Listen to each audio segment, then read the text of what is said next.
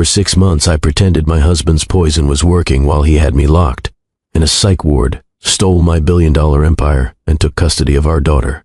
He didn't know I was 10 steps ahead and waiting for the perfect moment to destroy him on live TV. The studio lights were blinding. Millions of people were watching live, and my husband had no idea I was about to walk through that door. Owen sat across from the host, that perfect smile plastered on his face. The same smile he'd used when he crushed pills into my coffee every morning for 6 months. The same smile he wore when he had me dragged out of my own company in handcuffs. The same smile he practiced in the mirror before telling the world he was a devoted husband standing by his mentally ill wife. Amanda Cross leaned forward with that concerned expression talk show hosts perfect over years of practice. Owen, before we get to your big announcement today, there's something we need to address. His smile faltered just slightly. What do you mean? We've received some information, very serious information, about how you actually came to run Rhodes Architecture Group. I don't understand. Owen's voice carried just the right amount of confusion, just the right amount of innocence. Let me help you understand. Amanda looked off camera and nodded. The side door opened. I stepped onto that stage in my black power suit, every hair in place, eyes locked on the man who'd tried to erase me. The studio gasped. Someone screamed. Owen's face went completely white. All the blood drained from his skin in seconds. His mouth opened, but no sound came out. I walked across that stage with 6 months of rage powering every step, sat down in the chair opposite him, crossed my legs, smiled. Hello, Owen. His hands were shaking. Scarlett, what? You're supposed to be locked away while you steal my company? I kept my voice calm, conversational. Like we were discussing the weather. Play victim to the media? Live in my house with your mistress? This isn't. You can't. I pulled out the remote control I'd been holding. Can't what? Show everyone who you really are. I clicked the button. Every screen in that studio lit up with video footage. Crystal clear. Undeniable. Owen Ashby, my husband, crushing pills with the back of a spoon, stirring them into my morning coffee. Looking around to make sure no one was watching. Then, smiling, the studio erupted. People gasping, some crying out in shock. Owen lunged forward like he was going to grab the remote. That's not real. That's edited. This is insane. I didn't move, didn't flinch. It's not edited, Owen. It's from the hidden cameras I installed in our kitchen 6 months ago. The cameras you had no idea existed. I clicked again. Audio this time. Owen's voice on a phone call. The symptoms are getting worse. Another month, and we can have her committed. A woman's voice responded. Good.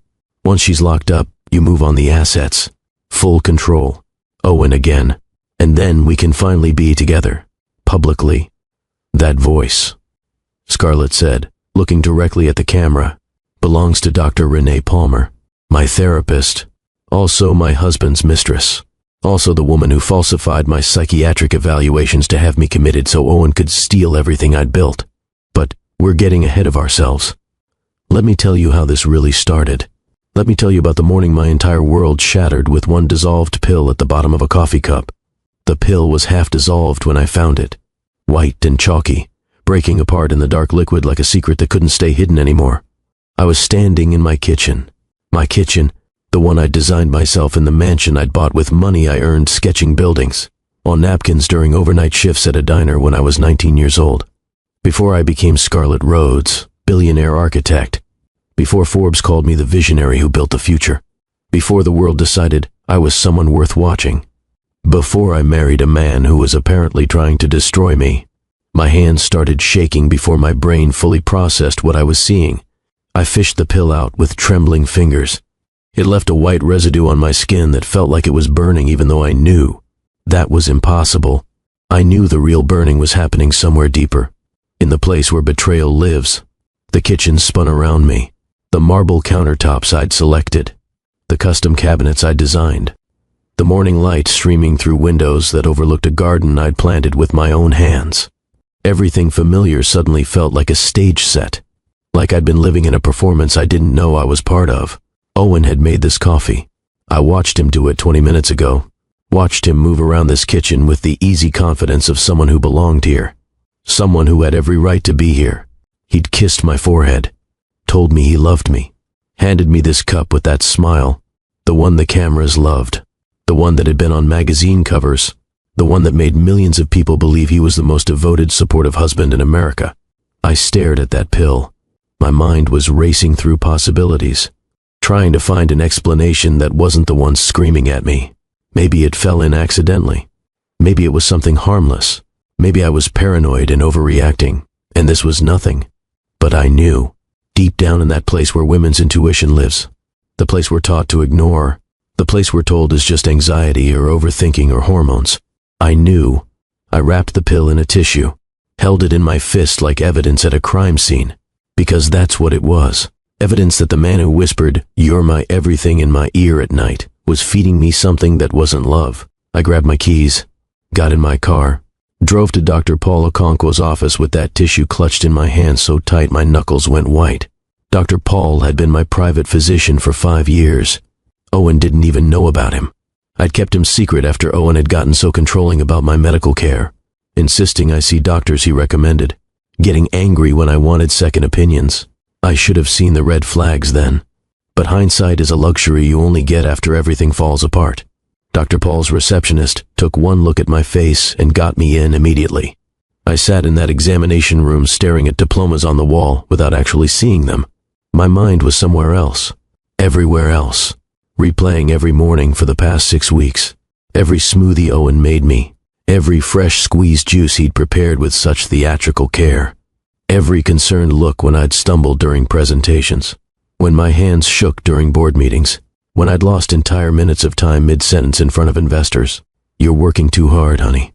Owen would say this in front of colleagues, in front of cameras, his hand on my back, his voice dripping with concern. "Maybe you should rest." And I'd believed him. God help me, I'd believed every word. Dr. Paul came in holding a tablet. His face was grave, careful in that way doctors get when they have to deliver bad news. "Scarlett." He sat down across from me. I ran the tests on the substance he brought in. "What is it?" My voice didn't sound like mine. "Haloperidol. It's an antipsychotic medication, a strong one. And based on the blood work I just did, you have significant levels in your system." The room tilted sideways. I gripped the edge of the examination table. "I'm not taking any medication. I know you're not." Dr. Paul leaned forward.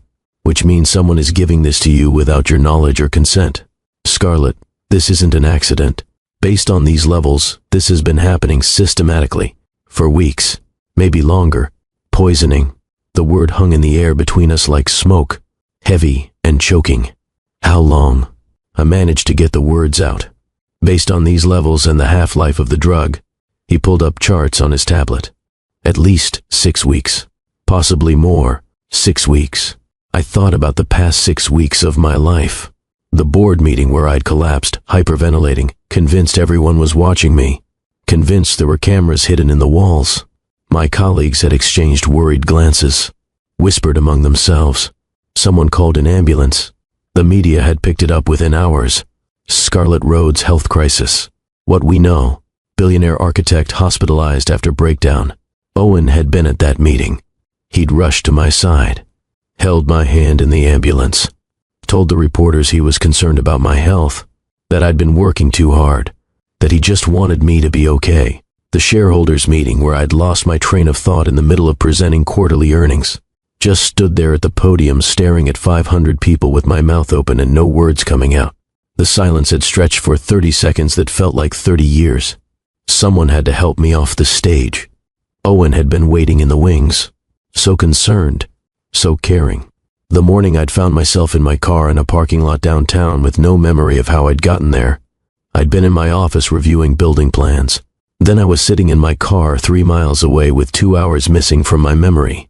I'd called Owen crying, terrified, thinking maybe I'd had a stroke. Maybe I had a brain tumor.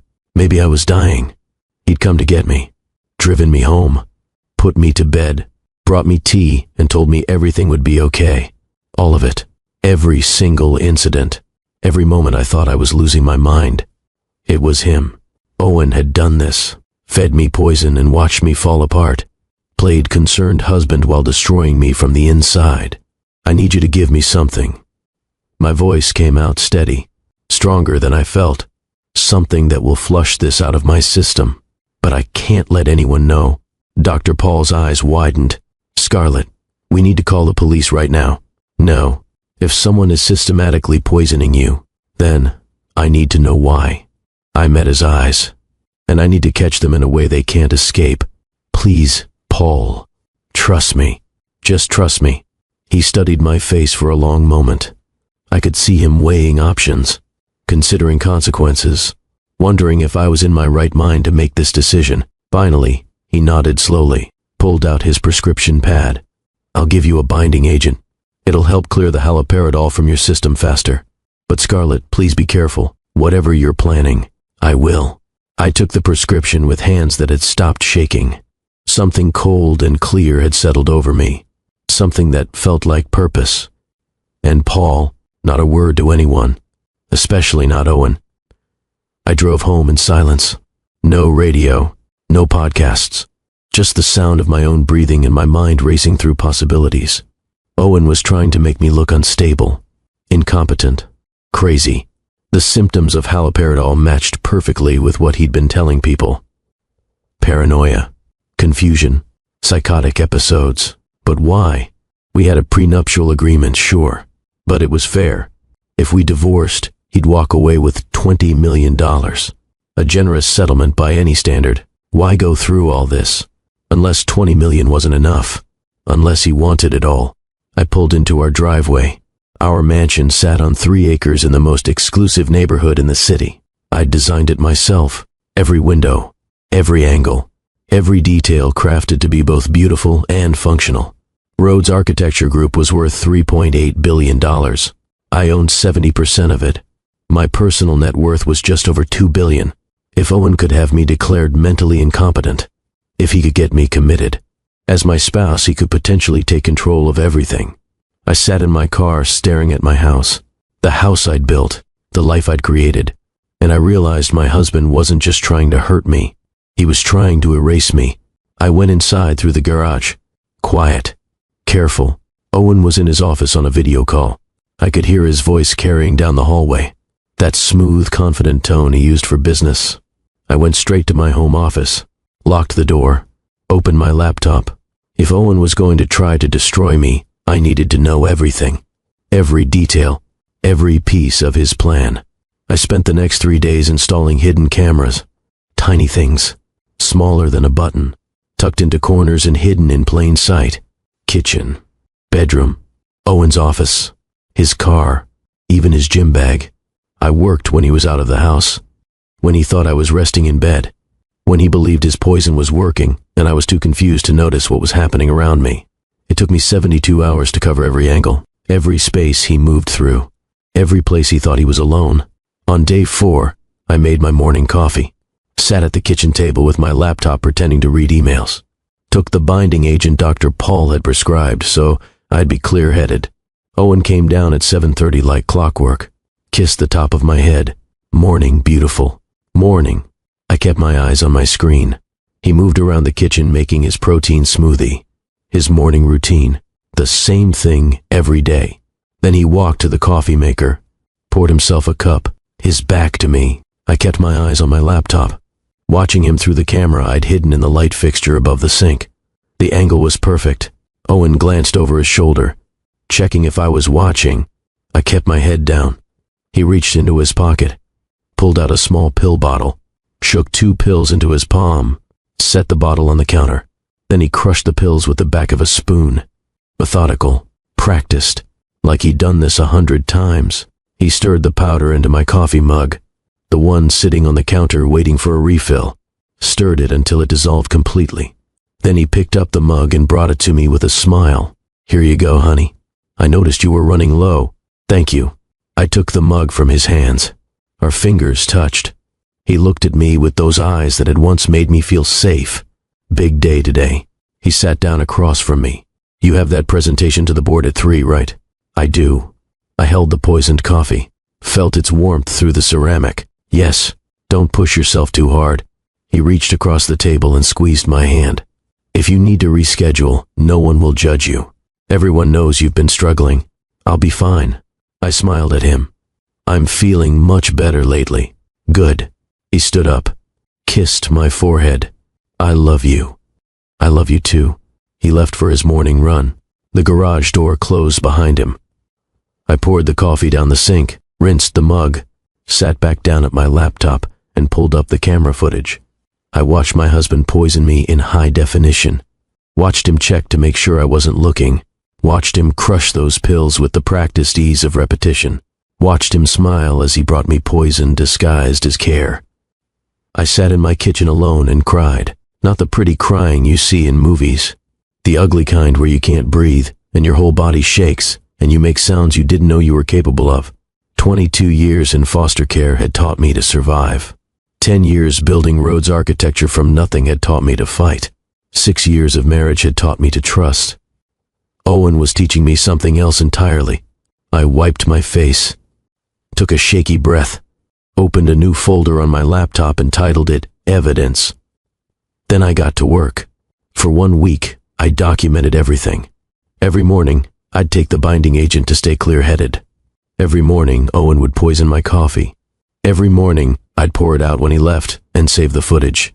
But the cameras captured so much more than just the poisoning. Day 2. Owen's car. He was parked outside a coffee shop downtown. I watched through the camera I'd hidden under his dashboard. A woman got into the passenger seat. Professional looking, late 30s, attractive in that polished, put-together way. She leaned over and kissed him. Not a friendly peck, a deep kiss, the kind that spoke of familiarity and intimacy. They pulled apart, and she smiled. How much longer do we have to wait? Not much longer. Owen's voice was different with her. Lighter, happier. The symptoms are progressing exactly as planned. Another month, maybe 6 weeks, and we can move forward with the commitment. And then you'll have full control, power of attorney over everything, the company, the assets, all of it. Owen reached over and tucked her hair behind her ear. And we can finally stop hiding. What if she fights it? She won't. Owen laughed. Do you know what she asked me this morning? If she should reschedule her board presentation because she's been struggling. She actually used that word, struggling. She's already accepting the narrative we're building. The woman smiled. You're brilliant. We're brilliant. Owen kissed her again. This only works because of you, Renee. Renee. I paused the footage, stared at that face. Dr. Renee Palmer, my therapist, the one Owen had suggested I start seeing 3 months ago. To help with the stress, he'd said. To give me someone to talk to about the pressures of running a billion-dollar company. I'd been seeing her twice a week, telling her everything. My fears about my memory problems. My anxiety about the board losing confidence in me. My worries that something was seriously wrong with my health. And she'd been documenting it all, building a case that I was mentally unstable, preparing the evidence that would get me committed, while sleeping with my husband, while planning to help him steal everything I'd built. I kept watching. Day 3, Owen's office at home.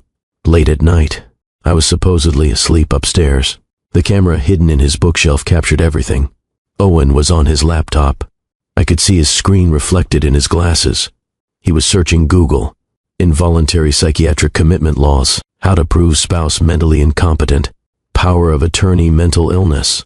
Asset seizure. Involuntary commitment. How long until I can access spouse's accounts if declared unfit?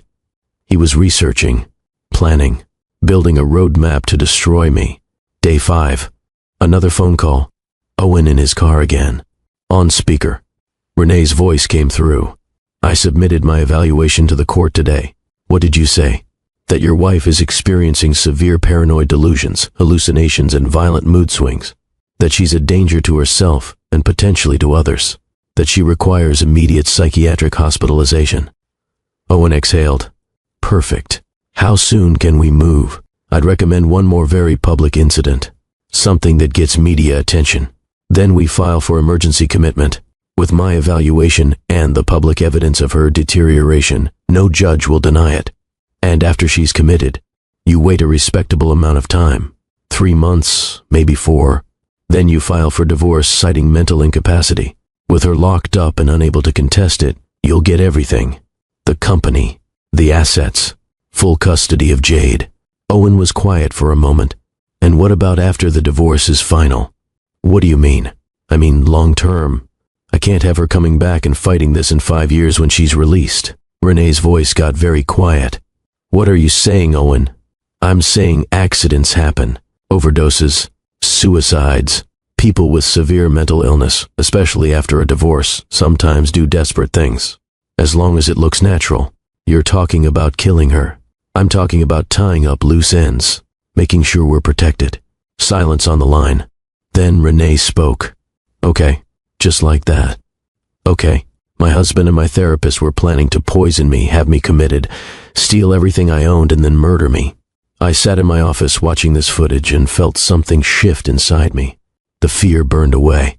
The betrayal transformed into something harder, clearer, cold rage. I called Malcolm Chen. We'd grown up in the foster system together. Different homes, but the same survival instinct. He'd become a lawyer. I'd become an architect. We'd stayed close through everything. He answered on the first ring. Scarlett, what's wrong? You sound strange. I need you to come to my house. Now, don't tell anyone.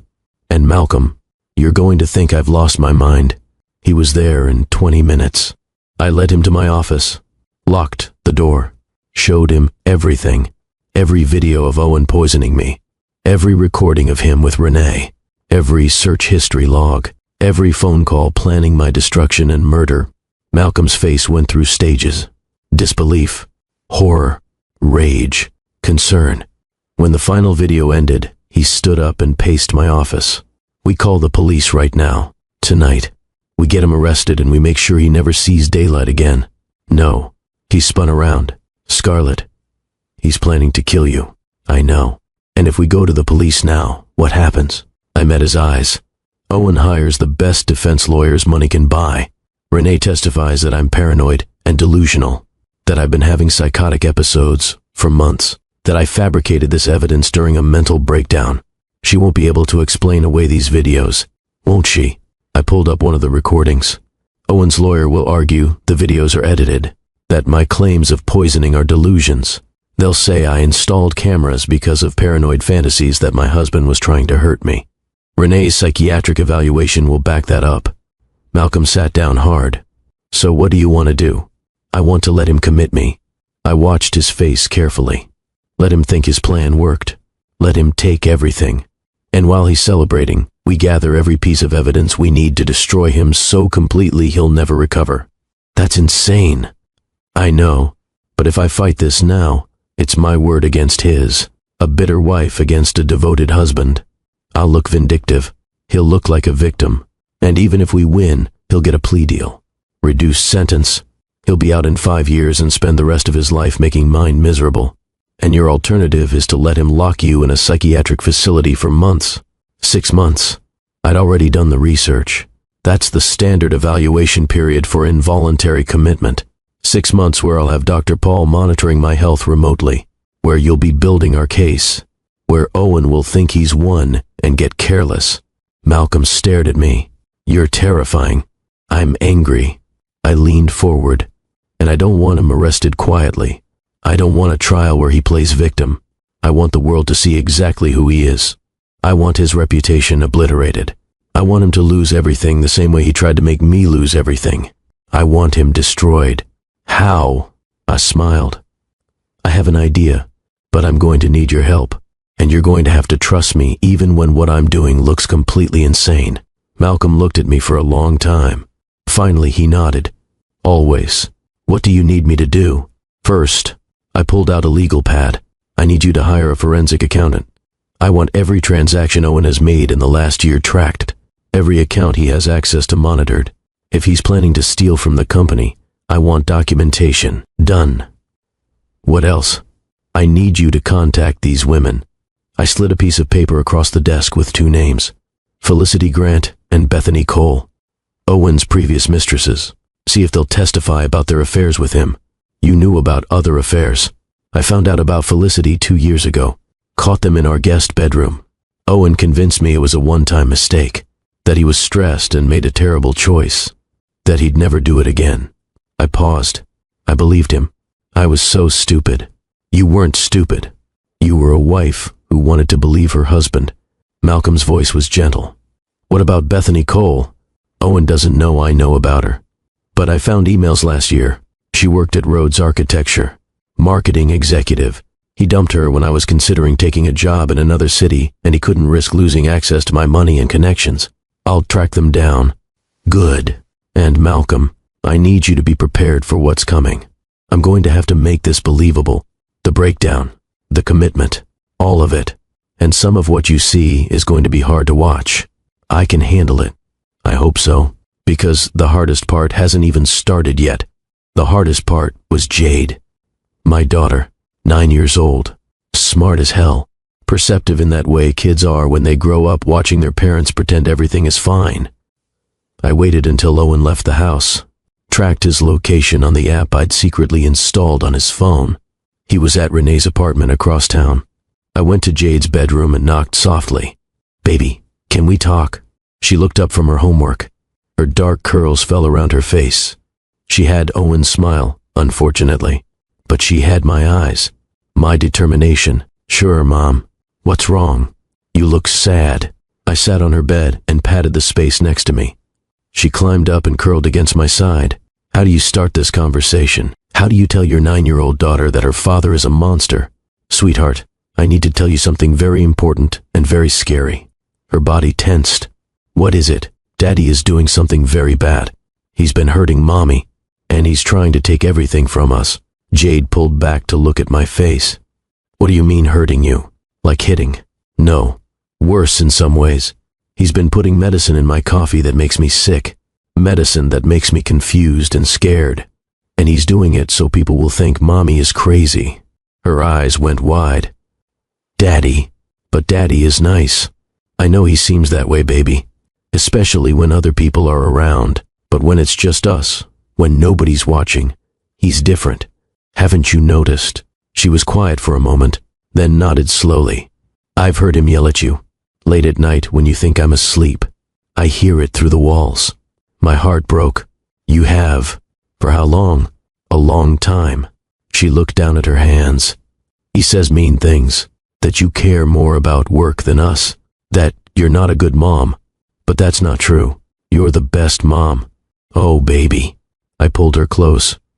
"I'm so sorry you've heard those things. You should never have had to hear your father talk to me that way. Why does he do it?" "Because Daddy wants to take the company Mommy built. He wants all of Mommy's money. And the only way he can get it is by making everyone think Mommy is too sick to run the company anymore."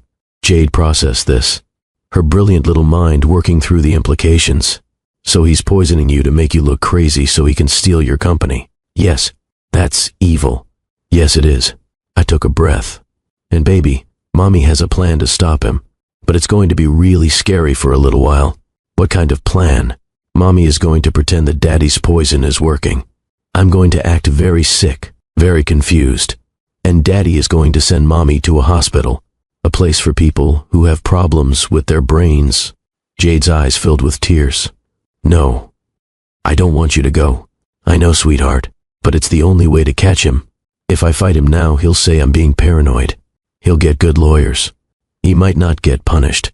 But if I let him think his plan is working, if I let him lock me away, he'll get confident. He'll make mistakes. And Mommy and Malcolm will be gathering proof the whole time." "How long?" Her voice was so small. "Maybe 6 months." 6 months. She started crying for real now. "That's so long." "I know, baby. I know. And here's the hardest part. While Mommy is gone, Daddy might say mean things about me. He might try to make you think Mommy is really crazy, that Mommy doesn't love you, that Mommy abandoned you.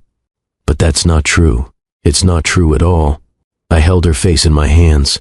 "No matter what Daddy says, no matter what you see on the news or hear from other people, you have to remember. Mommy is pretending. Mommy is acting. I'm not really sick. This is all part of the plan to catch Daddy and stop him from hurting us." "Okay." She wiped her eyes. "Okay, I'll remember. And baby, I need you to do something very brave for me." I reached into my pocket and pulled out a delicate heart locket on a silver chain. It was beautiful, expensive looking, exactly the kind of jewelry a mother might give her daughter. What Jay didn't know is that I'd spent $3,000 having a recording device installed inside it, so small and sophisticated that it was virtually undetectable. This necklace is very special. I fastened it around her neck. Inside this heart is a tiny recorder. It will record everything that happens around you, especially when you're with Daddy. Like a spy. Her eyes widened. Exactly like a spy. I need you to wear this every single day. And I need you to never tell anyone what it really is. Not Daddy. Not your friends. Not your teachers. Can you do that? I can do it. She touched the locket. Will it help catch Daddy? It will help so much. Everything Daddy says to you while I'm gone, we'll have proof of it. So when this is all over, everyone will know the truth. Good. She set her jaw in that stubborn way she had. I want everyone to know the truth about him. You're so brave, sweetheart. I pulled her into a hug. So much braver than you should have to be. Mom. Yeah, baby. Are you scared? I paused, considered lying, then decided she deserved the truth. Yes, I'm very scared, but I'm also very angry. And sometimes being angry makes you brave enough to do scary things. I'm scared too. She held me tighter. But I'll be brave if you're brave. Deal. We sat like that for a long time. Mother and daughter, planning to take down the man who was supposed to protect us both. When Owen came home that night, I was in bed pretending to sleep. He slipped in quietly. I felt him stand there watching me. Wondered what he was thinking. If he felt any guilt at all. If some small part of him remembered loving me. Then he turned and left without a word. And I knew the answer was no. The performance had to be perfect. Not just convincing. Flawless. Dr. Paul had given me the binding agent that would flush the haloperidol from my system quickly. The beauty of it was that I could control when I appeared symptomatic. If I needed to seem stable and lucid, I'd take the binding agent and stay clear-headed. If I needed to put on a show, I'd let Owen poison me that morning and let the drug do its work. It gave me power, control, even as I was pretending to lose both. The first public performance was a board meeting. Rhodes Architecture Group quarterly review. $600 million project presentation. I'd let Owen poison me that morning. Felt the haloperidol hit my system about an hour before the meeting. The familiar symptoms. Trembling hands. Rising paranoia. The feeling that walls were closing in. I walked into that boardroom at 2:55. 15 board members. My executive team. Investors. The room was full. Owen was there too. He'd started attending my board meetings 3 months ago. To support you, he'd said. To understand the business better. To watch me fall apart, I now knew. I started the presentation strong. Pulled up the architectural renderings for the Maxwell District project. Our biggest contract to date. A complete redesign of an entire downtown area. Sustainable buildings. Green spaces. Affordable housing integrated with luxury developments. It was brilliant work. My team had spent 18 months on these designs. This project represents the future of urban planning. I walked the board through the renderings, explaining the environmental impact, the projected economic benefits, the timeline for completion. 10 minutes in, the haloperidol really hit. My hand started trembling. I tried to hide it, kept talking, kept clicking through slides. The structural integrity of I lost my words, stared at the screen. What was I saying? The board members exchanged glances. Mrs. Rhodes, one of them leaned forward. Are you all right? I'm fine. Give me a second. I looked down at my notes. The words swam on the page. I couldn't focus. Couldn't remember what came next. The paranoia crept in. Insidious. Overwhelming. I looked up at the 15 faces watching me. And suddenly, I was convinced. Absolutely certain. They were all in on it. All of them. Working with Owen. Plotting against me. Do you see them? I pointed at the corners of the room. The cameras. They're everywhere. You're all watching me. All the time. Scarlet. Owen stood up. His voice perfectly calibrated. Concerned, but not panicked. Maybe you should sit down. No. I backed away from the conference table. You're all here to take it from me. I know what you're doing. No one is trying to take anything. Another board member stood. We're just worried about you. The walls. I spun around. They have cameras. I can see them. Why are you watching me? What do you want? My voice was getting louder. Higher. I knew it. Couldn't stop it. I know you're watching me. I dropped the presentation clicker, fell to my knees. My breath came in gasps. Couldn't get air. The room was spinning and closing in, and everyone was staring, and they were all part of it. Someone called security. 2 men in uniforms appeared and tried to help me up. "Don't touch me." I shoved them away. "Get away from me, all of you." Owen rushed over, knelt beside me. "It's okay, honey. Let's get you out of here. You're just tired." His hand on my back. That same concerned voice he'd use for the cameras that were definitely recording this. Security helped me out of the boardroom. Owen followed close behind, playing the devoted husband perfectly. In the car, Owen smiled. "That was perfect, Scarlett. Keep it up." I stared out the window and said nothing. The video of my breakdown was on the internet within an hour. Someone had filmed it on their phone, posted it everywhere. Scarlett Rhodes' health crisis. Billionaire architect has breakdown during board meeting. CEO of Rhodes Architecture removed from presentation after outburst. The comments were brutal. "She's clearly unstable. Rich people problems. That poor husband trying to help her. Someone get this woman some help. She's having a mental breakdown in real time." Perfect. That afternoon, I took the binding agent, cleared my system, called Malcolm from a burner phone I'd hidden in my office. It started. I saw. His voice was tight. "Are you okay?" "I'm fine." It was all acting. Well, mostly acting. The haloperidol does make me feel genuinely paranoid, but I'm controlling when I take it. "This is dangerous, Scarlett." "I know, but it's working." Owen thinks I'm falling apart exactly according to his plan. He won't suspect I'm 10 steps ahead of him. "What do you need from me?" "Keep building the case.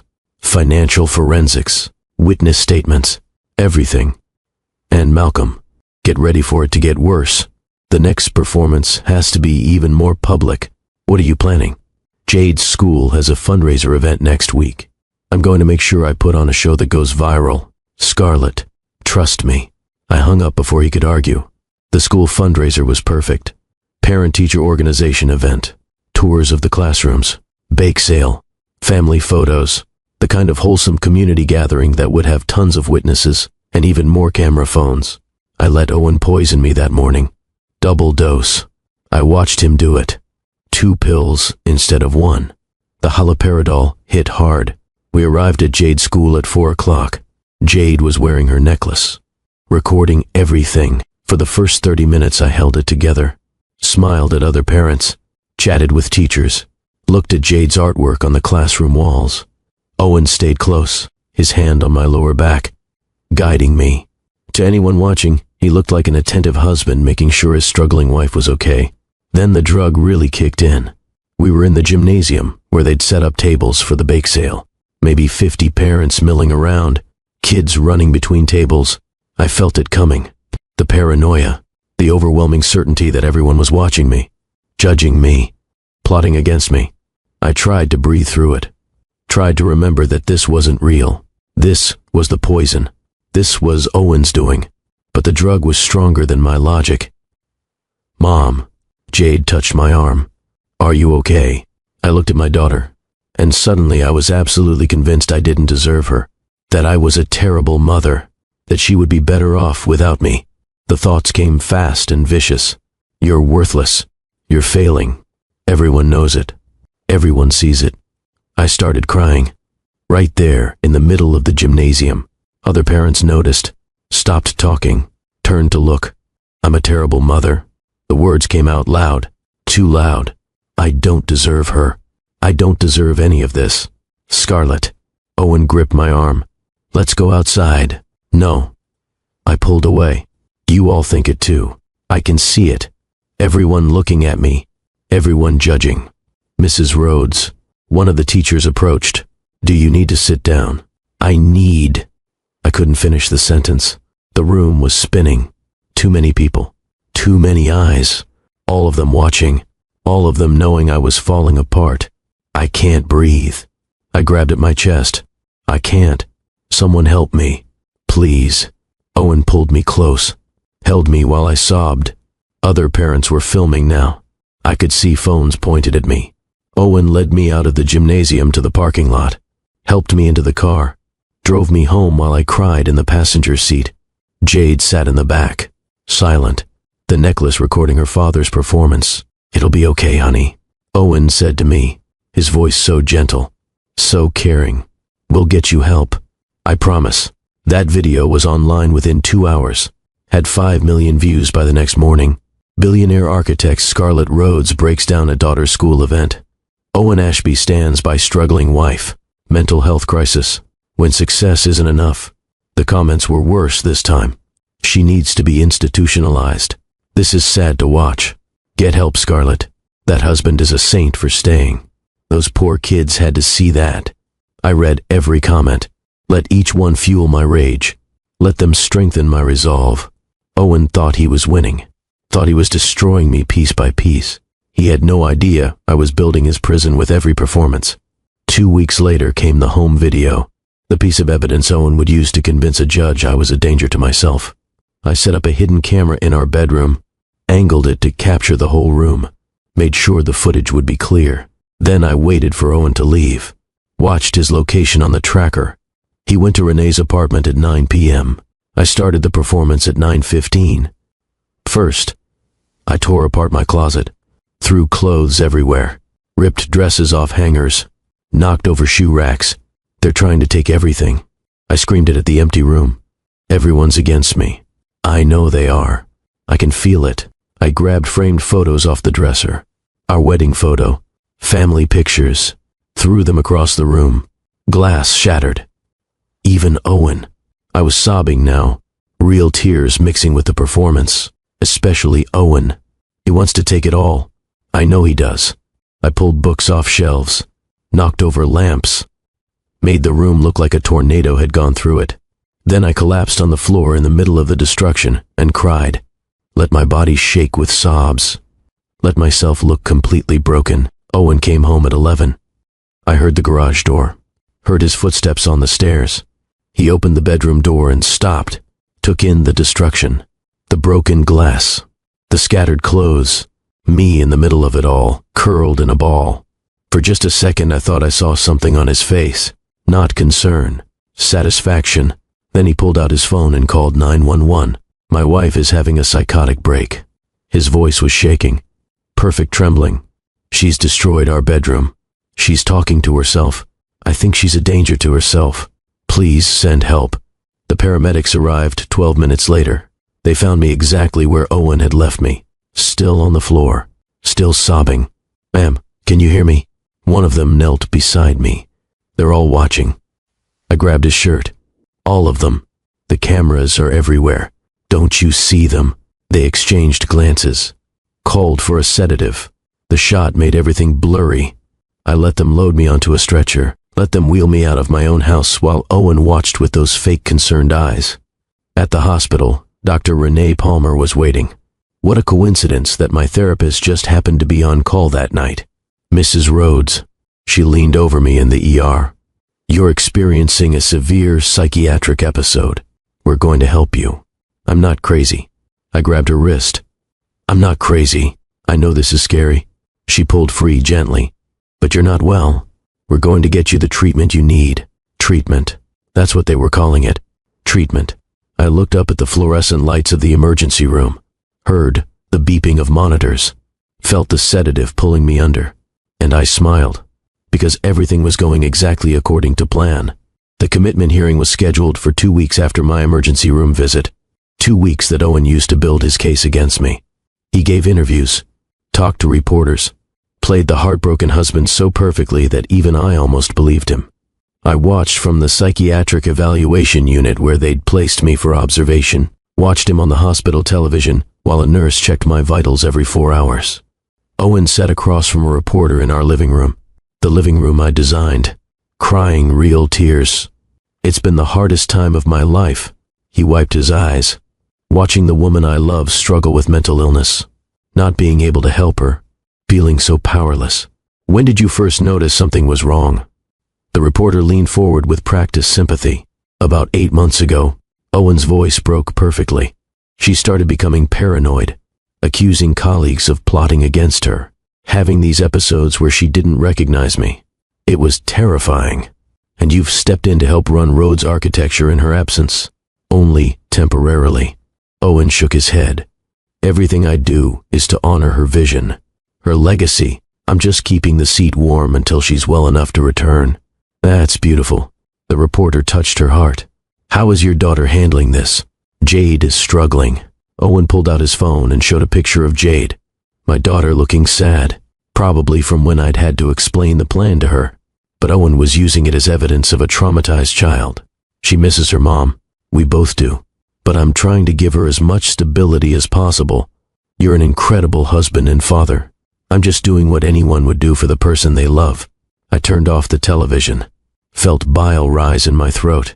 The nurse came in with my evening medication.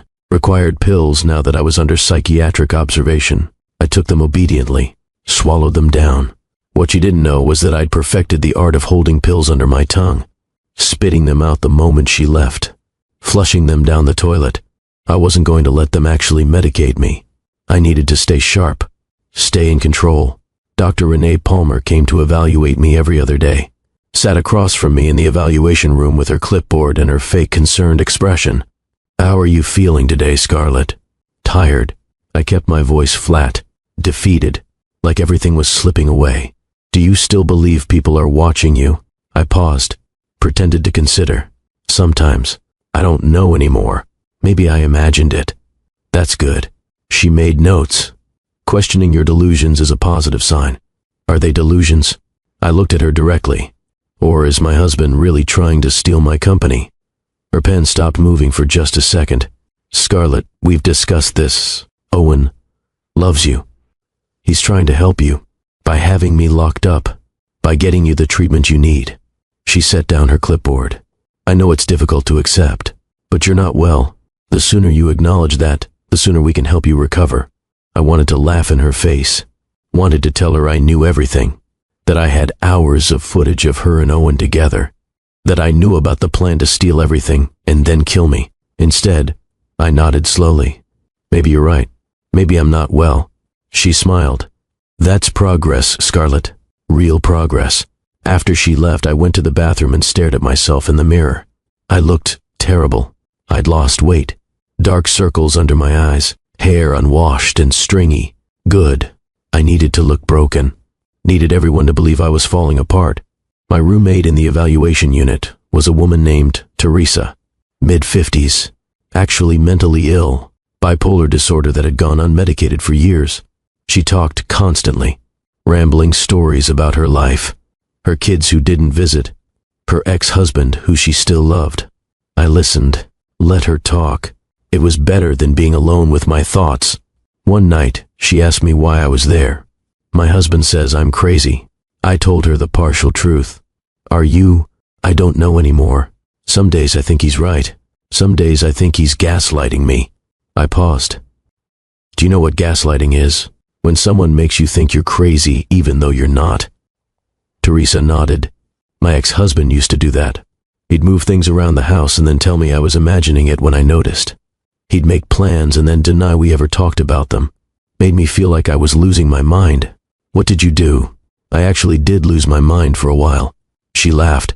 That's how I ended up here the first time. But then I realized, if someone has to work that hard to convince you you're crazy, it's probably because you're seeing something they don't want you to see. I looked at her, really looked at her. This woman who the world had dismissed as mentally ill, and she just articulated exactly what Owen was doing. Thank you, I said. For what? For reminding me to trust myself. The commitment hearing arrived like a deadline. Malcolm had been working behind the scenes, building our case, but he couldn't be obviously involved in defending me. That would tip Owen off. Instead, I had a court-appointed attorney, a tired-looking public defender named James Morrison, who clearly believed I was genuinely mentally ill. He met with me the day before the hearing, went over what to expect. Mrs. Rhodes, I'll do my best to argue against commitment. But I have to be honest with you. The evidence is substantial.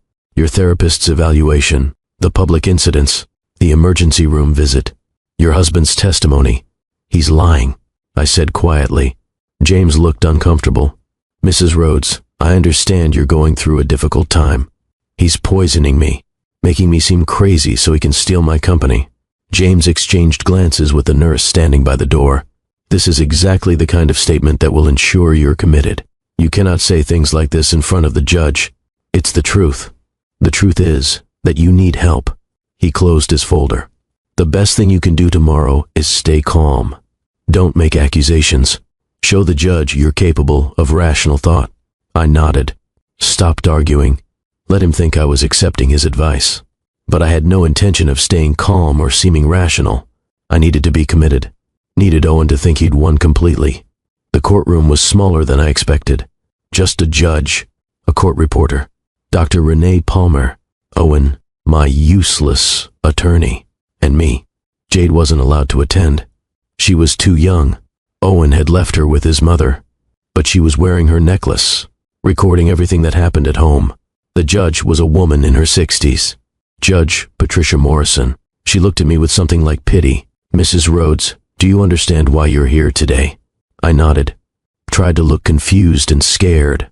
It wasn't hard. Part of me actually was scared. Scared that something would go wrong with my plan. Scared that I'd end up actually trapped. "We're here to determine whether involuntary psychiatric commitment is necessary for your safety and the safety of others." Judge Morrison looked down at the papers in front of her. "I've reviewed the evaluations and evidence, but I'd like to hear testimony." She called Dr. Renee Palmer first. Renee walked to the witness stand, raised her right hand, swore to tell the truth. The irony would have been funny if it wasn't so infuriating. "Dr. Palmer, you've been treating Mrs. Rhodes for how long?" 3 months. Renee's voice was professional, calm. I began seeing her at her husband's request. He was concerned about her increasing stress levels and wanted her to have professional support. "And what have you observed during your treatment?" "Progressive deterioration." Renee pulled out her notes, started reading. "Mrs. Rhodes presents with severe paranoid delusions. She believes colleagues are conspiring against her, that there are hidden cameras watching her. She's had multiple psychotic episodes, including one that resulted in property destruction and emergency hospitalization. Have these episodes been witnessed by others?" "Yes. There have been several public incidents. A board meeting where she had a breakdown in front of 15 people.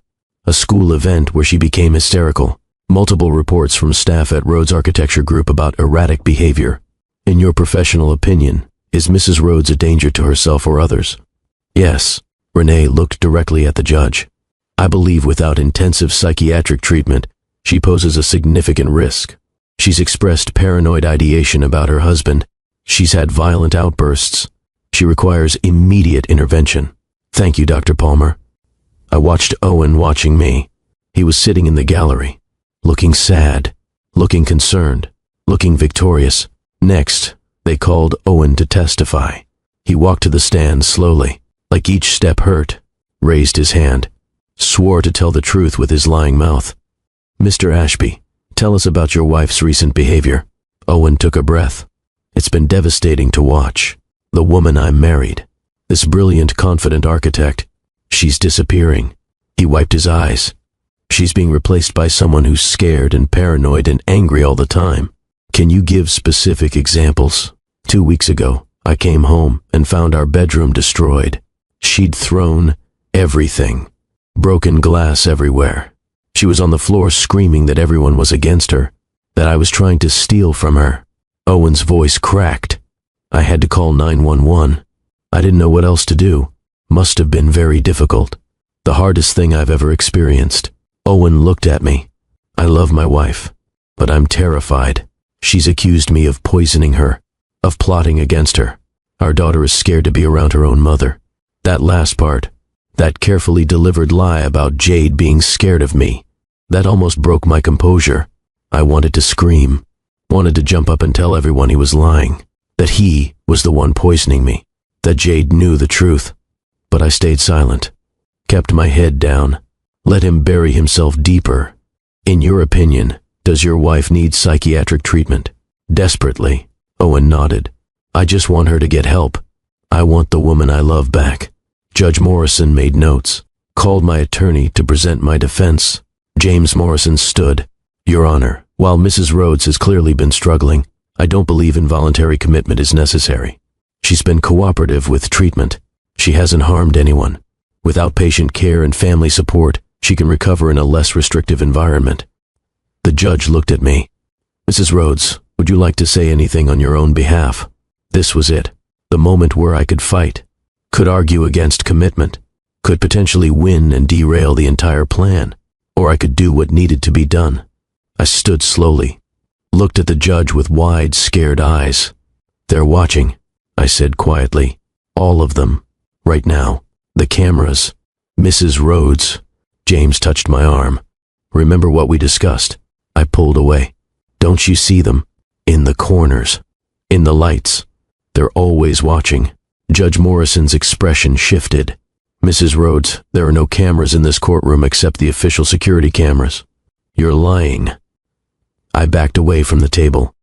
"You're all lying. You're all part of it, trying to take everything from me." "Your Honor." James tried to intervene. "She's just confused." "I'm not confused." I spun toward Owen. "He's the one doing this. He's poisoning me, making me look crazy, so he can steal everything." "Scarlett, please." Owen stood, his face the picture of pain. "I'm trying to help you." "No," I pointed at him. "You're trying to destroy me, but I know what you're doing." Security stepped forward. Judge Morrison held up her hand. "Mrs. Rhodes, I understand you're frightened, but these kinds of accusations, these paranoid thoughts, this is exactly why treatment is necessary." "I'm not paranoid." Tears ran down my face. Real ones now. Because I was standing in a courtroom telling the absolute truth and everyone thought I was insane. He's poisoning me. He's having an affair with my therapist. They're planning to steal my company and kill me. Judge Morrison looked at Dr. Renee Palmer. "Dr. Palmer, is this consistent with the paranoid delusions you've documented?" "Yes, Your Honor." Renee's voice was sad. "She's fixated on these conspiracy theories. She can't distinguish reality from delusion." The judge made her decision. I could see it happen. Could see the moment she decided I was too far gone. "Mrs. Rhodes, I'm ordering involuntary commitment to Riverside Psychiatric Facility for a period of no less than 6 months for evaluation and treatment. You'll receive comprehensive psychiatric care. At the end of 6 months, we'll reassess your condition." The gavel came down. Just like that, my freedom was gone. Security approached to escort me out. I let myself crumple, let myself cry, let myself look completely broken. As they led me past Owen, he reached out and touched my shoulder. "I'll pray for your recovery." He said it loud enough for everyone to hear. Then he leaned close, whispered in my ear where no one else could hear. "Goodbye, Scarlett. Not goodbye. Not I love you. Not I'll visit soon. Goodbye." Like I was already dead to him. I looked up at his face. At this man I'd loved. This man I'd built a life with. This man who was erasing me. And I smiled. Just a small one. Just enough for him to see. His expression flickered, confusion crossing his features. Then I was being led away, out of the courtroom, into a transport van, to Riverside Psychiatric Facility where I would spend the next 6 months. 6 months of pretending to be broken while building Owen's destruction. The van pulled away from the courthouse. I watched the building disappear through the small window.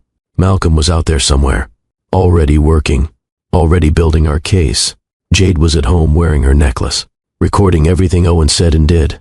Dr. Paul was monitoring my health remotely, making sure the haloperidol was clearing my system. And Owen. Owen was celebrating, thinking he'd won, thinking I was locked away and helpless. He had no idea that every video he'd starred in was saved and backed up in multiple locations. No idea that his financial crimes were being documented by forensic accountants. No idea that his mistresses were being interviewed by investigators. No idea that his own daughter was gathering evidence against him. No idea that in 6 months I would walk onto a television stage and destroy him in front of the entire world. The van pulled up to Riverside Psychiatric Facility, a large brick building surrounded by fences. Secure, locked, isolated, my home for the next 6 months. They processed me like a prisoner, took my clothes, gave me scrubs, photographed me, assigned me a room 14B, small, white walls, a bed bolted to the floor, a window with bars. I sat on that bed and looked around at my cell, and I started counting days, 180 days until Owen's world ended. I could wait.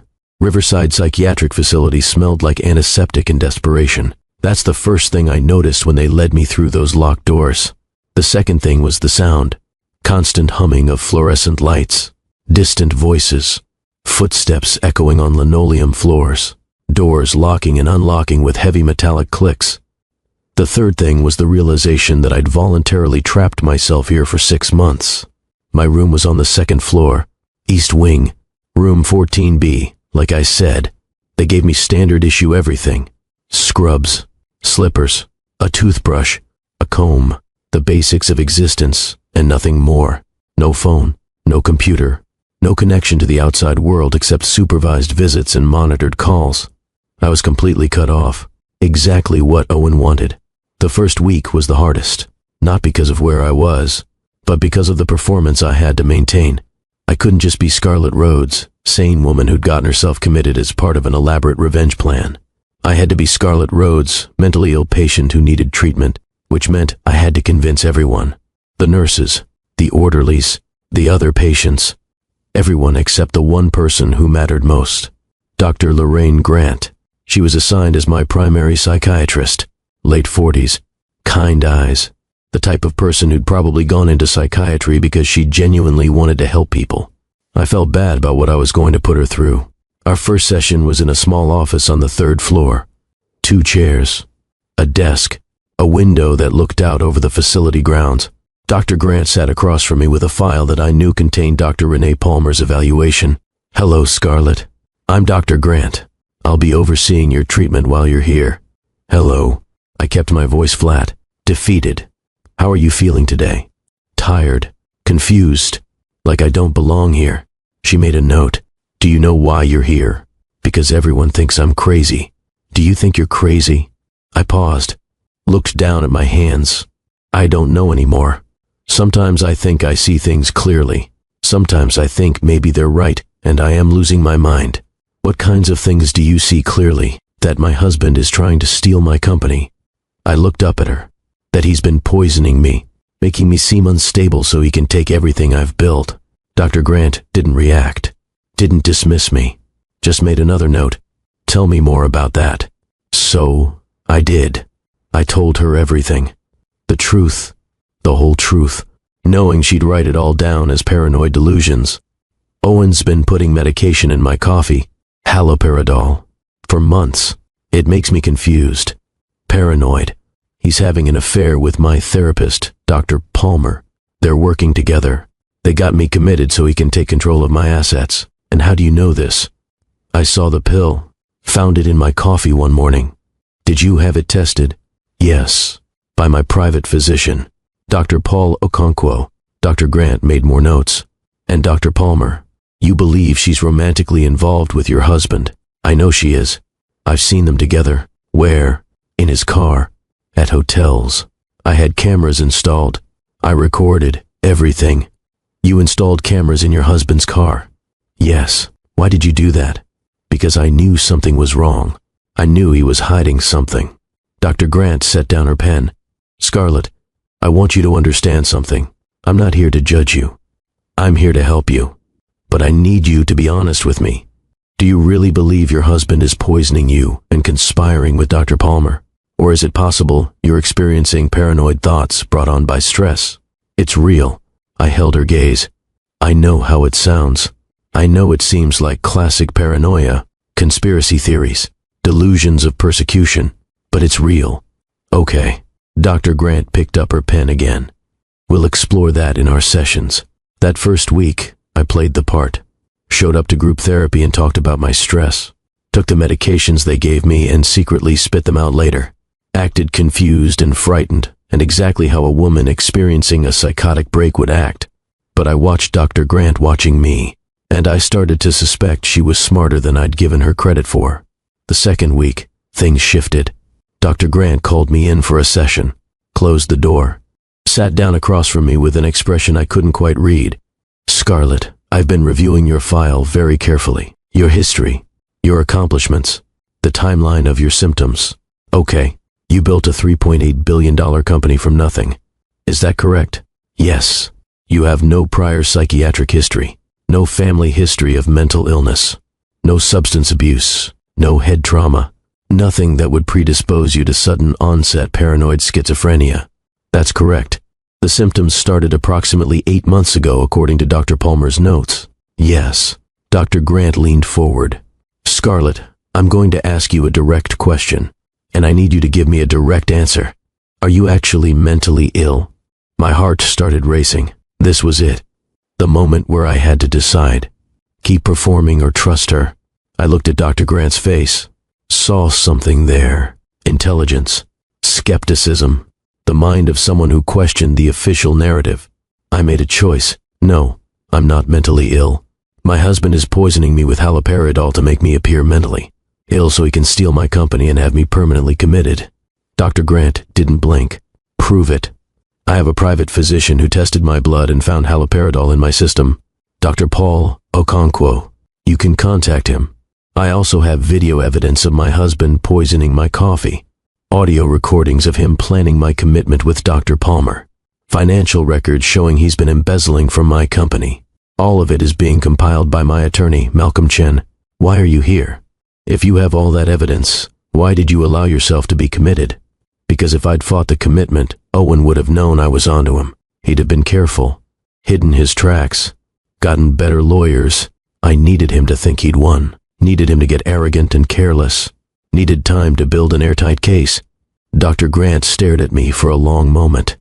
You let yourself be committed to a psychiatric facility for 6 months as part of a long-term revenge plan. Not revenge, justice. There's a difference. She sat back in her chair. This is either the most elaborate paranoid delusion I've ever encountered, or you're telling the truth and your husband is a sociopath. It's the second one. Prove it. Give me Dr. Okonkwo's contact information. If your story checks out, if he confirms the poisoning, then we'll talk about what comes next. I gave her Dr. Paul's number, watched her write it down, felt hope for the first time since arriving at Riverside. Dr. Grant called Dr. Paul that afternoon. I don't know what they discussed. Doctor-patient confidentiality meant she couldn't tell me. But the next session, she looked at me differently. Dr. Paul confirmed everything. She said it quietly. The haloperidol, the timeline, the systematic poisoning. Scarlett, if what you're telling me is true, you're the victim of a serious crime. It's true. Then why are we sitting here? Why aren't you calling the police?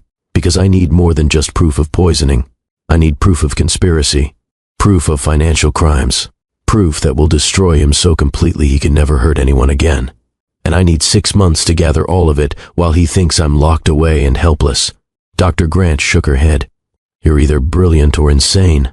I haven't decided which. Can't I be both? She almost smiled. Here's what I'm going to do. I'm going to document everything.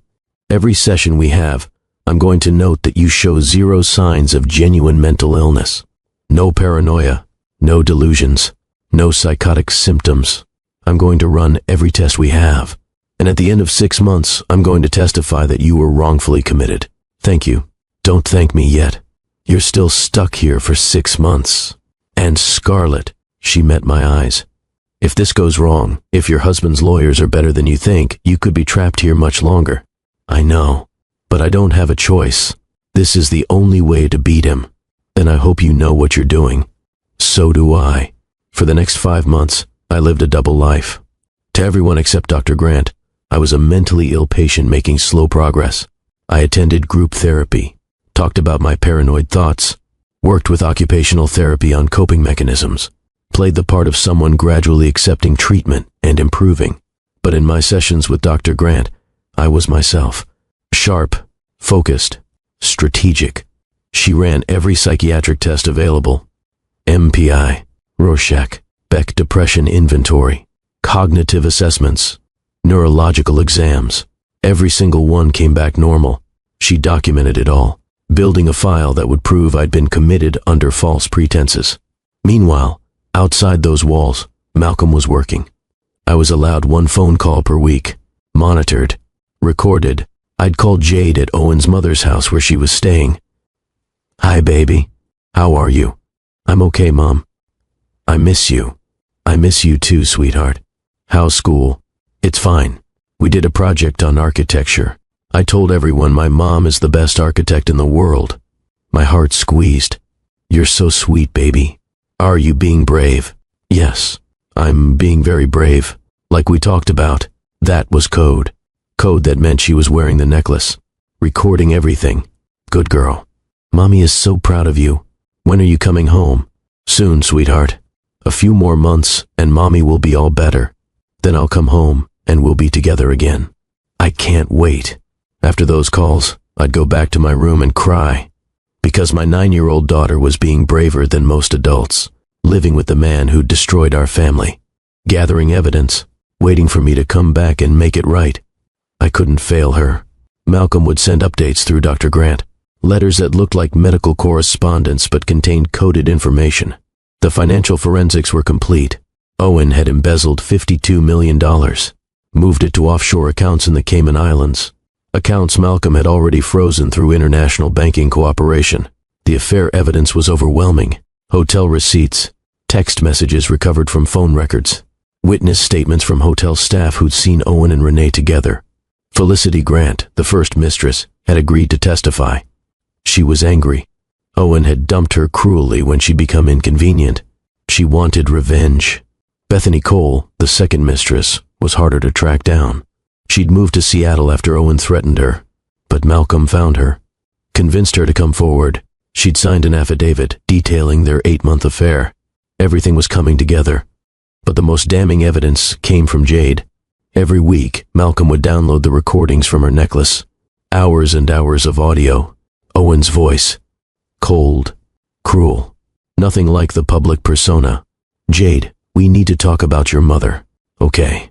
I know you miss her. But I need you to understand something. Your mom is very sick. She might not ever be the same. The doctors said she's getting better. The doctors have to say that, sweetheart. But the truth is, your mom might not ever come back. Her brain is broken. That's not true. It is true. And Jade, when your mom says things about me, about Renee, about people trying to hurt her, you can't believe her. She's not thinking clearly. But Mom said, your mom is delusional. That means she sees things that aren't real, believes things that aren't true. You can't trust what she says. Jade crying. I know it's hard, but you need to accept that the mom you knew is gone. We need to build a new life. You, me, and Renee. Renee's not my mom. No, she's not. But she cares about you. And she's been here for us when your mother couldn't be. I want my real mom. Owen's voice turning hard. Your real mom abandoned you, Jade. She chose to have a breakdown instead of being strong for you. She's selfish. She always has been. Stop it. It's the truth. Your mom cared more about her buildings than about us. About you. Why do you think she worked all the time? She didn't want to be home. That's a lie. Is it? Think about it, Jade. How many school plays did she miss? How many soccer games? How many nights did she come home late while I was the one making you dinner? Putting you to bed. Being there for you.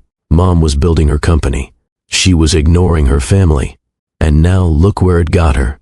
Locked in a psychiatric hospital because she couldn't handle the pressure of actually having to be a mother. Jade, sobbing now.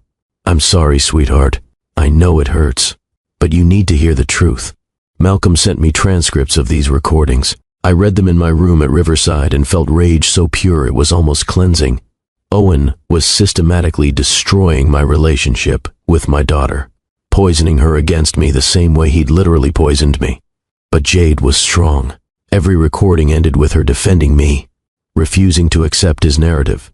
That's my girl, I thought. That's my brave, brilliant girl. Month 4, Owen started living large. Dr. Grant would sometimes leave magazines in the session room. Vanity Fair, Forbes, People, always open to pages featuring Owen. There he was on a yacht in the Mediterranean. Renee beside him in a designer bikini. The caption read, Owen Ashby takes a much-needed break while wife continues treatment. There he was, at a charity gala, accepting an award on my behalf for Rhodes Architecture's humanitarian work. His speech, reprinted in the magazine, Scarlett would want us to continue her legacy of building communities. Even though she can't be here tonight, her spirit lives on in every project we complete. Lies, all lies. He was dismantling my legacy while pretending to honor it. There he was in an interview with a business magazine, discussing the future of Rhodes Architecture. We're exploring taking the company public. It's what Scarlett always wanted, to share her vision with a wider audience. An IPO would allow us to expand globally, take on bigger projects, really change the world. More lies. I'd never wanted to go public. Wanted to keep Rhodes Architecture private so I could maintain creative control. But Owen didn't care about my vision. He cared about cashing out. An IPO would make him billions. Dr. Grant watched me read these articles. "How does this make you feel?" she asked. Angry, but also satisfied. Satisfied. Every interview he gives, every public appearance, every lie he tells. It's all evidence. It's all part of the narrative we're going to destroy. The higher he climbs, the further he'll fall. You're really going to take him down. I'm going to obliterate him. Month 5, Malcolm sent word through Dr. Grant. Everything was ready. The evidence was compiled. The case was airtight. All we needed was the right moment, the right stage. I want him exposed publicly. I told Dr. Grant during a session, not in a courtroom where only lawyers and a judge see the evidence. I want the whole world to watch him fall. How do you plan to do that? I'm working on it. 2 weeks later, Owen made an announcement that solved everything. Rhodes Architecture Group was going public. He'd scheduled a live interview on the country's biggest morning show to announce the IPO. The interview was set for October 12th, 8 a.m. Eastern Time. On Morning America Live with Amanda Cross, millions of people would be watching. Perfect. Malcolm reached out to the show's producers through back channels, sent them a teaser, a 30-second video clip. Owen crushing pills into my coffee. Crystal clear. Undeniable. The producers called back within an hour. Is this real? 100% real. And if you give Scarlett Rhodes 10 minutes on your show, live and uninterrupted, she'll give you the biggest story of the decade. What do you mean? I mean, she crashes Owen's interview, exposes everything, live on television. Can you imagine the ratings? The producers went silent, thinking, calculating, wrestling with journalistic ethics versus the biggest scoop in years. Finally, we're in. But if this backfires, if the evidence isn't real, it's real, and it's going to change everything. The deal was made. October 12th, Owen would come on to announce the IPO and discuss his journey as a devoted husband saving his wife's company. And I would walk through that door and destroy him in front of the entire world. I had 6 weeks to prepare. Dr. Grant submitted her evaluation to the court in early September. Mrs. Rhodes has made remarkable progress. She is stable, lucid, and no longer presents any danger to herself or others. I recommend immediate release to outpatient care. The court reviewed her recommendation, approved it. I was released on September 15th. Owen was not happy, but he had to play the role for cameras. He met me at Riverside's front entrance with flowers and that fake smile. "Welcome home, honey. Thank you for taking care of everything, Owen." He drove me to a small apartment across town. Not our mansion. That's where Renee was living now. "You'll stay here while you continue your recovery." Owen set my bag down. "It's quiet, peaceful. I think you'll be comfortable. Whatever you think is best. I'm just glad you're doing better." He kissed my forehead. "I've missed you. I've missed you too." The lies tasted like ash. After he left, I stood in that small apartment and smiled. 4 weeks until October 12th. 4 weeks until Owen's world ended. I called Malcolm from a burner phone. "I'm out," I heard. His voice was tight with emotion. "Are you okay?" "I'm perfect." "Is everything ready?" "Everything. Financial forensics, witness statements, video evidence, audio recordings, medical records. We have it all." "Good. Now here's what we're going to do." For the next 4 weeks I played the perfect recovering patient. I attended outpatient therapy sessions with a new therapist, talked about my progress, my gratitude for Owen's support, my hope for the future. I had supervised visits with Jade. Owen was always there, watching, making sure I didn't say anything inappropriate. But Jade and I didn't need words. We had our own language, a squeeze of the hand, a specific smile, code that meant everything was going according to plan. I even attended a Rhodes Architecture Board meeting. Sat quietly in the back, watched Owen present quarterly earnings. He was good, confident, charismatic. The board loved him.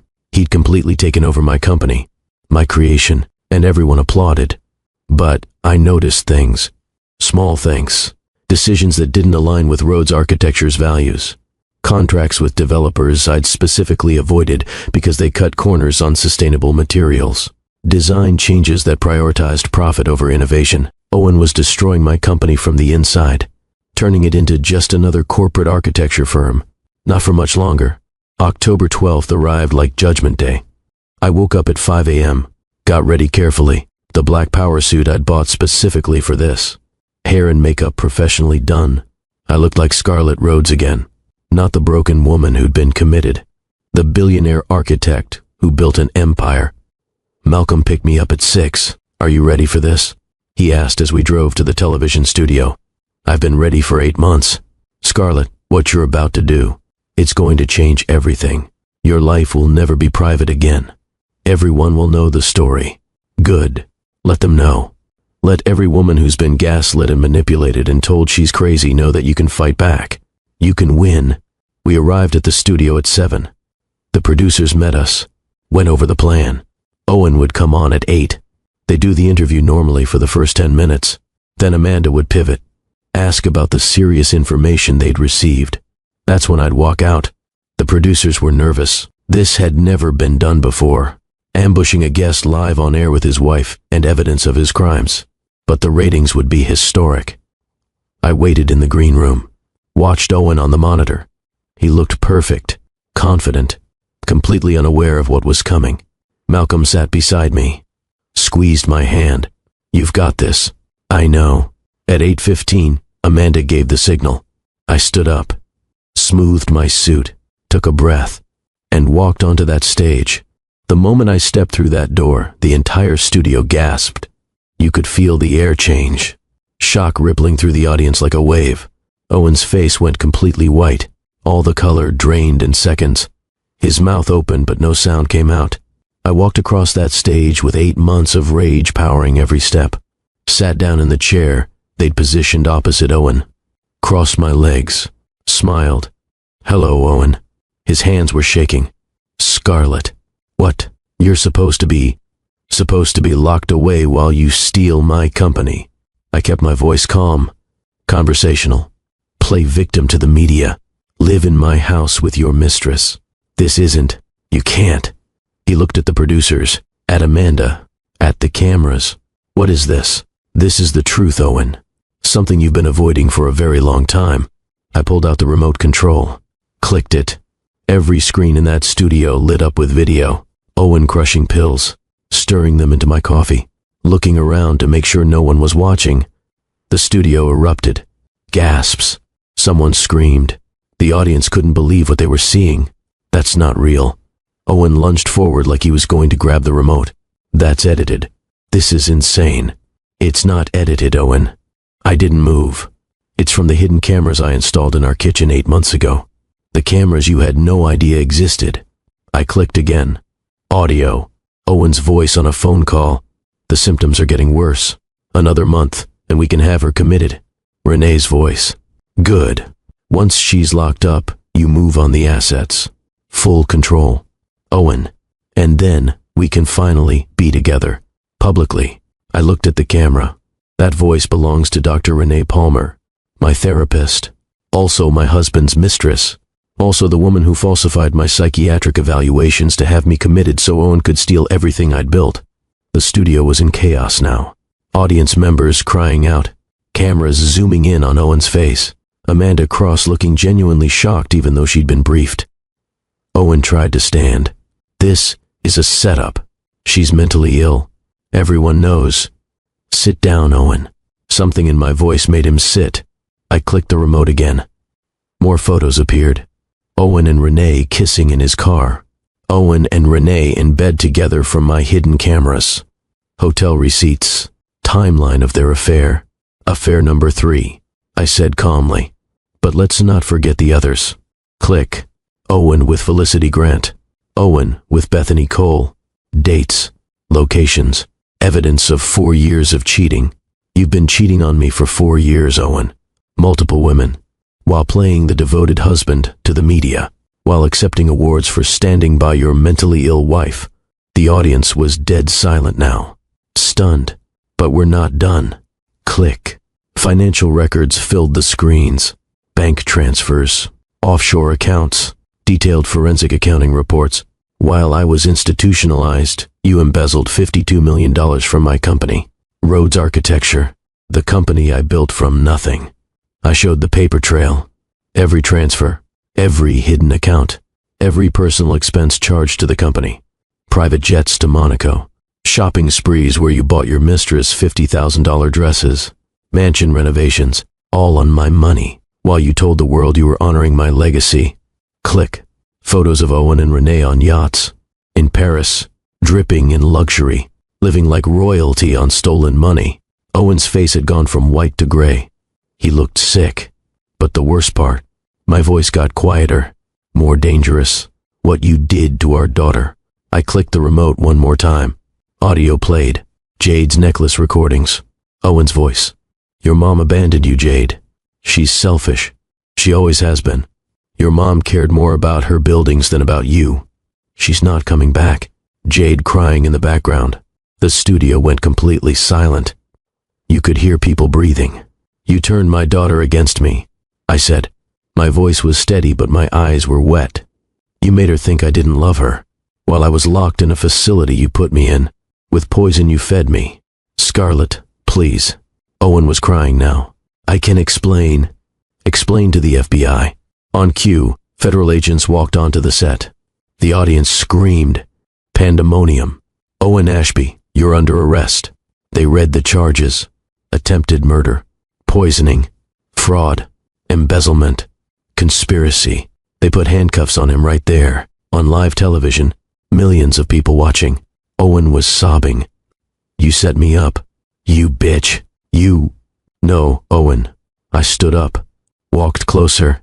You set yourself up. I just gave you enough rope to hang yourself, and you did it beautifully. As they dragged him toward the exit, I turned to the camera. To everyone watching, if someone is making you feel crazy, document it. Record it. Save it. Trust yourself. And when you're ready, take your power back. I looked back at Owen one last time. Oh, and Owen, you said you were honoring my legacy with this IPO. I smiled. The IPO is canceled. You have no authority. You never did. As of this morning, I'm reinstated as CEO of Rhodes Architecture Group. You're fired. You're broke. And you're going to prison. Owen screamed as they dragged him out of the building. I sat back down, looked at Amanda Cross. Now, where were we? The video went viral in minutes. 100 million views in 6 hours. Trending #1 worldwide on every platform. Social media exploded. She's a genius. The most badass thing I've ever seen. Owen Ashby is done. This is what happens when you underestimate a woman. I watched Scarlett Rhodes build that company.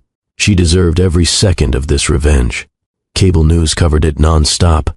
Legal experts analyzing the evidence. Psychologists discussing gaslighting. Financial experts on the embezzlement. Everyone had an opinion. And simultaneously across town, FBI agents were arresting Dr. Renee Palmer at her office. She was in the middle of a therapy session when they walked in. Dr. Renee Palmer, you're under arrest for conspiracy to commit fraud and attempted murder, medical malpractice, falsifying psychiatric records, and accessory to attempted murder. She collapsed, started begging, crying.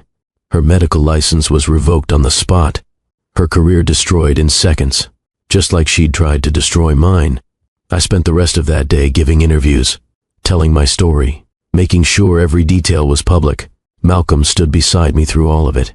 That evening, I went to Owen's mother's house to get Jade.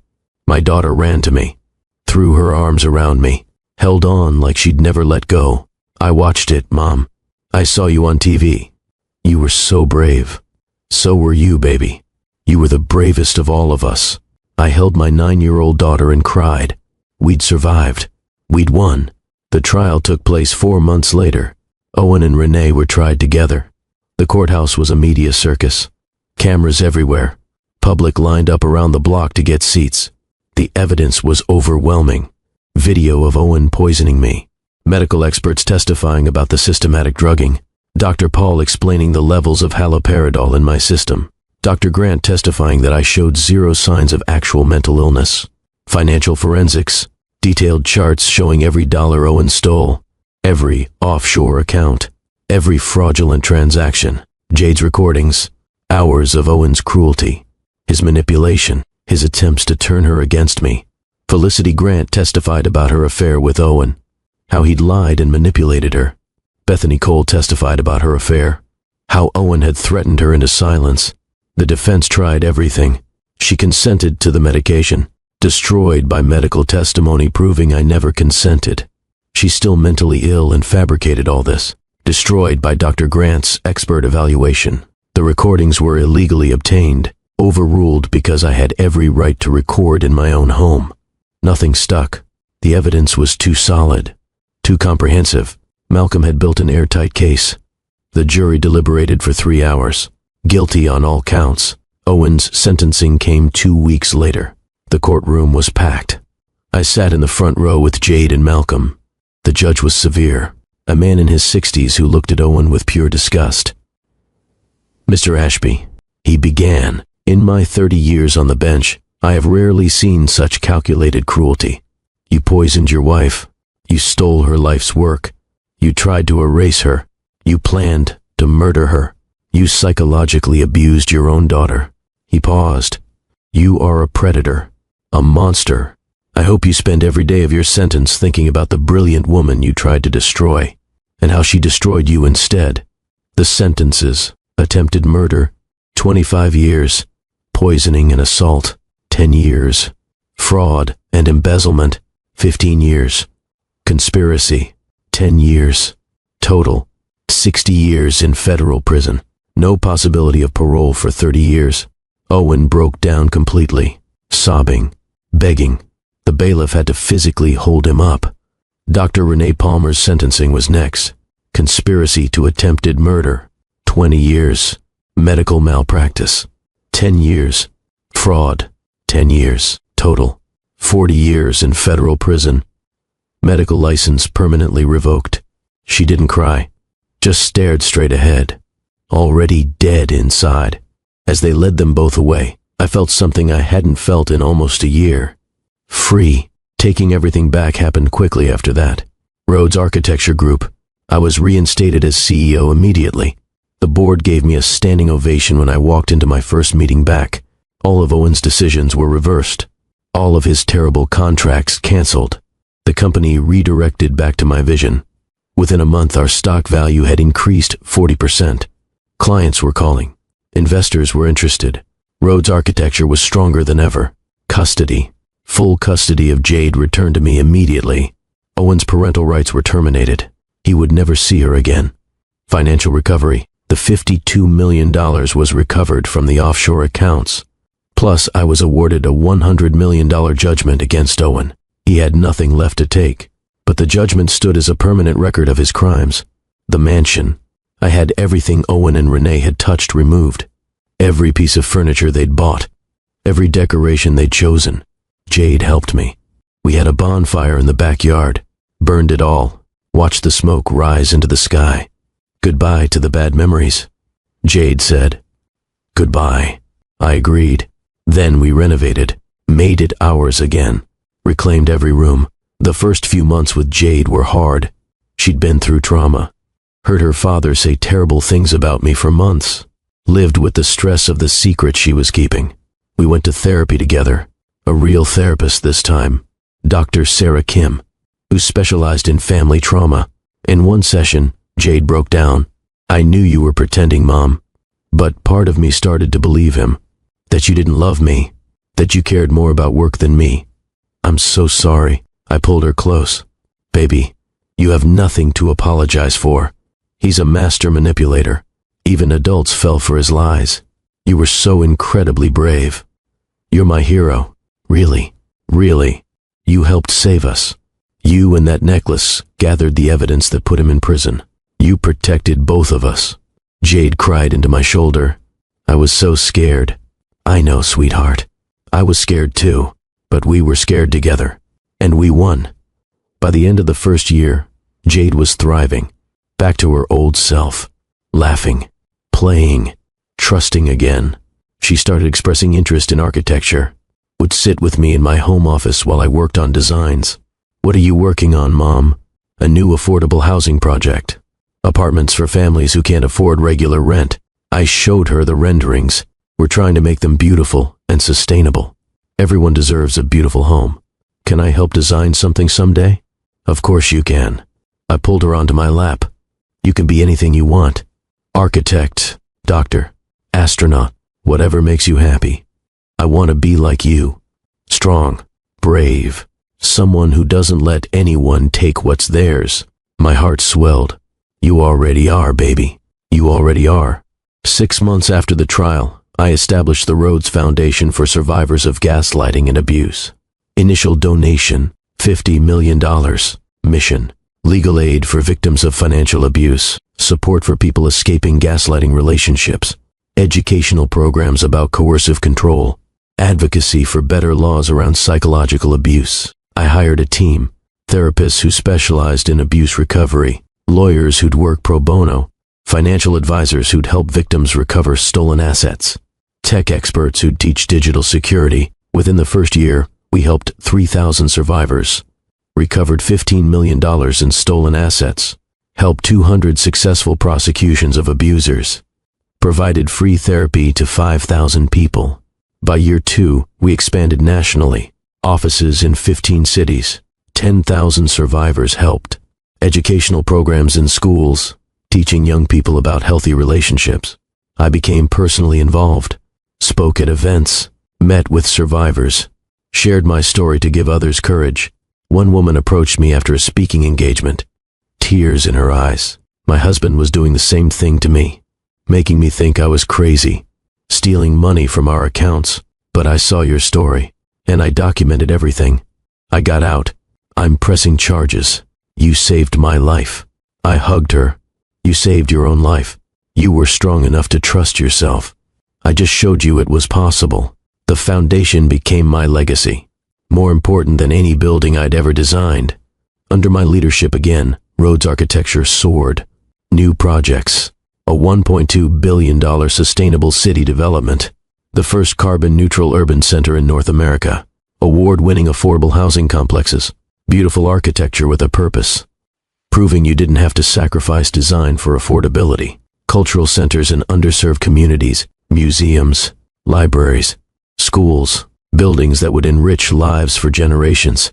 Rhodes Architecture became the #1 firm in the world. I won the Pritzker Architecture Prize, the Nobel Prize of Architecture, the AAA Gold Medal, humanitarian awards for the affordable housing work. My net worth hit $6.4 billion, but more important than the money, my reputation was restored, my dignity reclaimed, my legacy secured. 3 years after Owen's conviction, Amanda Cross invited me back on Morning America Live. Same show, same stage where I destroyed my husband. But this time, it was a victory lap. Amanda smiled warmly. Scarlett Rhodes, welcome back. Thank you for having me. Looking back now, 3 years later, do you regret how you handled it? Not for 1 second. My answer was immediate. Some critics said you could have just gone to the police immediately. I could have, but men like Owen are slippery. Rich, charming, connected. He would have hired the best lawyers, spun the story, maybe gotten away with a light sentence or a settlement. I needed the evidence to be irrefutable. I needed the world to see exactly who he was. You let yourself be poisoned and committed for 6 months to achieve that. I controlled it as much as I could. And yes, it was risky. But the alternative was letting him win. I couldn't do that. What do you want people to take from your story? I leaned forward. That abuse isn't always physical. Gaslighting is real. Financial abuse is real. If someone is making you feel crazy, trust yourself. Document everything. And when you're ready, take your power back. Any contact with Owen? None. He's in prison, where he belongs. He's exactly where he should be. And you're thriving. I'm free, and that's worth more than anything. The interview ended with a standing ovation. That evening, I picked Jade up from her friend's house. She was 12 now, top of her class, confident, kind, fierce. We drove home together. She was telling me about her day, a project she was working on for school, a boy she thought was cute. Normal 12-year-old things. When we got home, she asked, "Mom, do you think Dad ever really loved us?" I paused, chose my words carefully. I think he loved the idea of us, the image, the status, but real love, no. Real love doesn't poison. Real love doesn't destroy. Jade nodded. Processing. I'm glad he's gone. Me too, baby. Mom. Yeah. When I grow up, I want to be an architect like you. You can be anything you want, sweetheart. I want to be like you. Strong. Brave. Someone who doesn't let anyone take what's theirs. I pulled her close. You already are. You already are. The next morning, I stood in my office at Rhodes Architecture Group, floor-to-ceiling windows overlooking the city's skyline. Buildings I designed dotted the landscape, my vision made real, my legacy built in steel and glass and stone. On my desk, a photo of Jade and me at the opening of the Community Hope Housing Complex, a building we designed together, her first architectural project. My phone buzzed. News alert. Owen Ashby denied parole. Will serve minimum 30 years. I looked at the notification, smiled slightly, deleted it. He didn't deserve even a second of my thoughts anymore. I had buildings to design, a daughter to raise, a foundation helping survivors, a company changing skylines, a life to live. Owen had tried to poison me, erase me, destroy me. Instead, he taught me exactly how strong I really was. And I was going to spend every single day proving that survivors don't just survive. We thrive. Before I finish, I want you to understand something. This story isn't just about revenge. It's about reclaiming power that someone tried to steal. If you're in a situation where someone is trying to control you, diminish you, erase you, know this. You're stronger than you think. Your intuition is valid. If something feels wrong, it probably is. Trust yourself. Document your truth. Save texts, record conversations where legal, keep evidence, build your case, and when the moment is right, when you're ready and safe, take your power back. Because people who underestimate you, people who think they can manipulate and destroy you, they're setting themselves up for their own destruction. The best revenge isn't just success. It's exposing the truth. It's protecting others from the same abuse. It's building something so strong that no one can ever take it from you again. Gaslighting is real. Financial abuse is real. Psychological manipulation is real. But so is your strength. So is your resilience. So is your ability to fight back and win. If this story moved you, if it gave you strength or hope, I need you to do something for me. Hit that subscribe button right now. Join this community of people who believe in justice. People who refuse to let good people be destroyed by bad ones. Share this story with someone who needs to hear it. Someone who might be going through their own battle. Let them know they're not alone. And comment below. Tell me where you're watching from. Or just say I'm with you, Mr. Hearthline. Let's build a community that supports survivors. That celebrates people who fight back. That refuses to stay silent. Together, we're not just sharing stories. We're changing lives. We're giving people the courage to document their truth. To trust themselves. To take their power back. Until next time, stay strong. Stay smart. Stay true to yourself. Remember, the people who try to break you are only revealing their own weakness. Your strength was always there. Sometimes it just takes a crisis to show you exactly how powerful you really are. I'm Mr. Hearthline, and I'll see you in the next story. But before you go, take one more second. Look at your life. If something feels wrong, trust that feeling. You're not crazy. You're not paranoid. You're paying attention. And paying attention might just save your life.